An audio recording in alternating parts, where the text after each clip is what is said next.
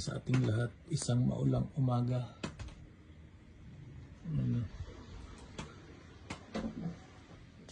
Magluluto na naman pala ako ng aking paboritong ulam.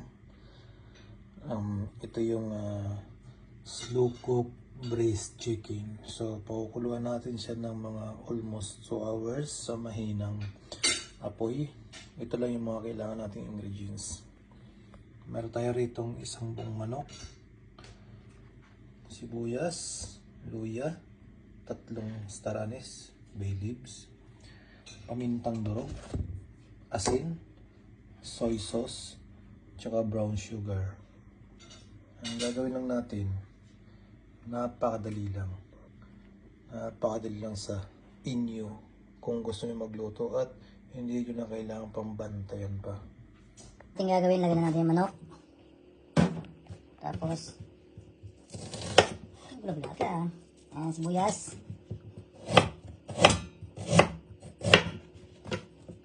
Luya. Daon ng laurel. Staranes. Soy sauce.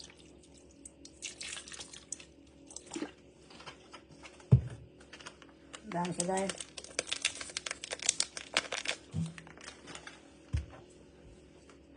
Natin asin.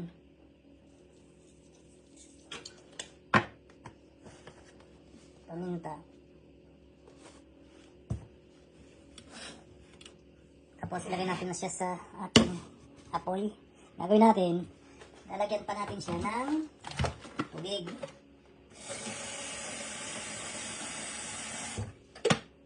Isang tubig.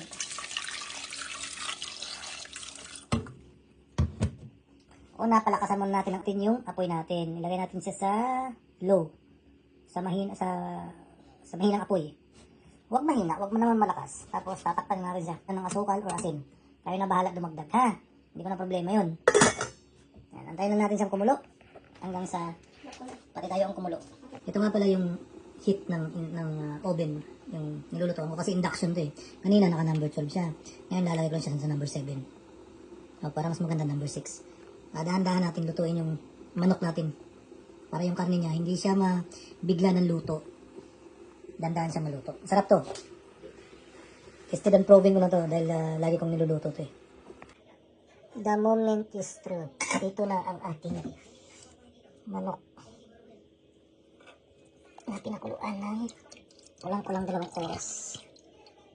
Ngayon, itong sabaw na to, tabi natin to, palalamigin natin, tapos ilagay natin sa isang container, lagay sa ref. Pwede nyo gamitin the other day. Pwede nyo gamitan ng baboy or itik, basta karne, baka, huwag lang isda.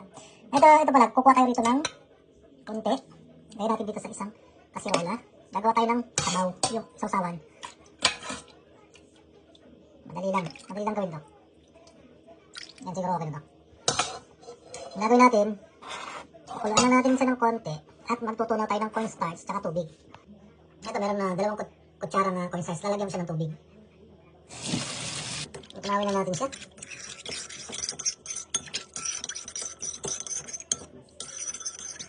Ngayon, naantayin na natin sa kumulo. Bago.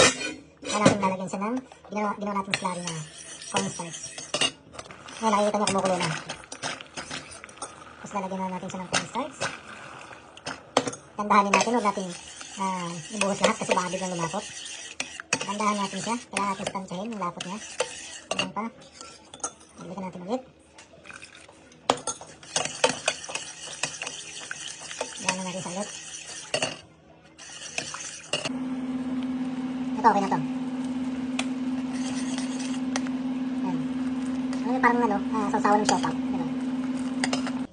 Ito na yung ating sausawan ng ating manok.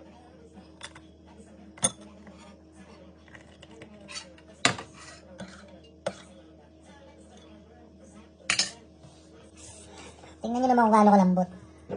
Hindi na natin siya gagamitan ng kutsilyo pa. Dahil, ayan o. Kakamayin mo lang, okay na siya o. Ayan, kakalagas o. Sobrang lambot niya. Tapos napakamoist pa yung laman. Kasi nga, dahan-dahan natin siyang niluto. Ayan o. Grabe o. Diba? O. O, nalalaglag, grabe o. Diba? Sobrang sarap. Ang bango ng dahil sa star anise. Ang bango niya.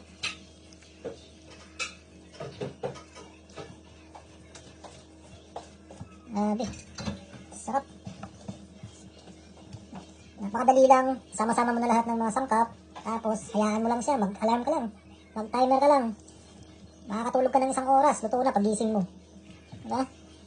Hindi mo na pa kailangan pang igisa. Hindi mo na kailangan pang bantayan. Mag-timer ka lang. Tapos na.